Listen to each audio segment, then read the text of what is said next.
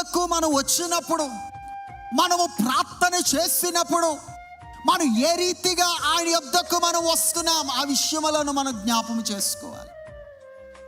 చాలాసార్లు అంటాం మనం ప్రార్థన చేస్తున్నాం అంటాం. అవును, మనం అనేకమైన రీతిగా మనం ప్రార్థన చేయొచ్చు.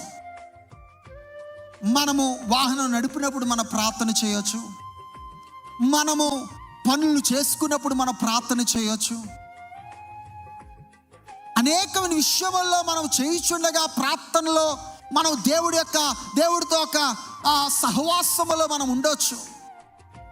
అయినప్పటికీ మనం జాగ్రత్తగా గుర్తెరగవలసిన విషయము, దేవుడి యొక్క కార్యాలు, దేవుడి యొక్క శక్తి మన జీవితంలో మనం రుచి చూడాలంటే మనం ఏం చేయాలంటే ఈ 3 అనుభవాలు మన జీవితంలో ఉండాలి. ఒకటి ఏంటంటే మ్రొక్కి, రెండోది మోకాల్లో ఉండి, మూడోది సాగిళ్ళ పడుట.